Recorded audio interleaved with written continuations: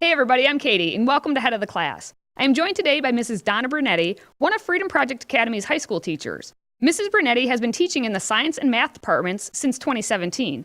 Mrs. Brunetti, you earned your college degree in ocean science, which I think is a pretty cool major to have. Tell us why you decided to become a teacher in that subject area, in addition to teaching math. I have always loved science. I really teaching it came kind of as a need for teaching my own kids at home. They do better in a classroom type setting. And so we just kind of adapted accordingly to make that work, making it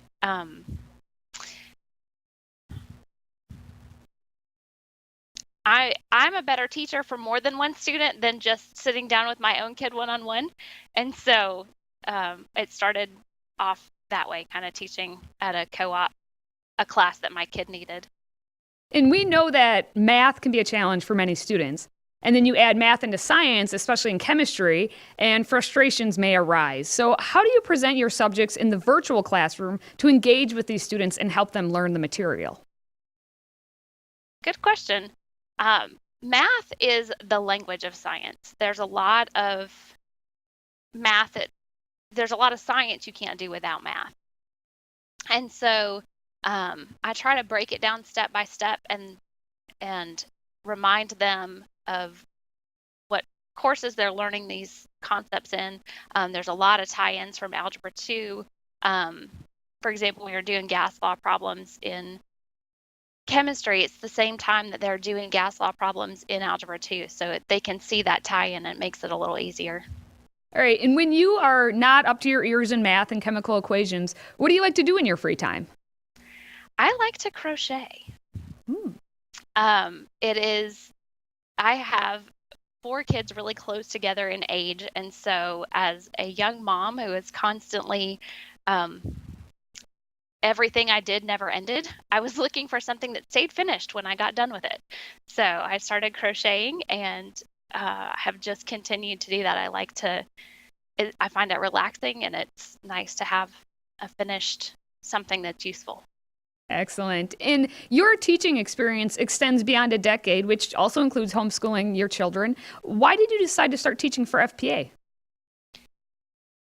I kind of almost fell into it. I had a friend who was teaching for FPA and absolutely loved it. And I thought, and I had been teaching at our homeschool co-op, and I had a daughter who decided to join the marching band. And so I couldn't continue doing the homeschool co-op.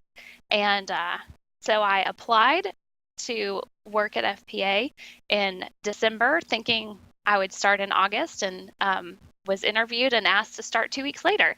So it started a little faster than I was anticipating, but I absolutely love it, and I'm glad to be here. And we're glad to have you with us. Now, before we wrap up, I want to do what I call a quick fire question round. So answer the following questions as quickly as possible. What are 5 words to describe you? Passionate, compassionate, detail-oriented, methodical, and organized. All right. How about 4 of your favorite places to travel to, or 4 places that maybe you want to visit? The beach, always. I would like to go to London, Italy, and Australia. Okay. How about what are 3 of your favorite science units or topics to teach?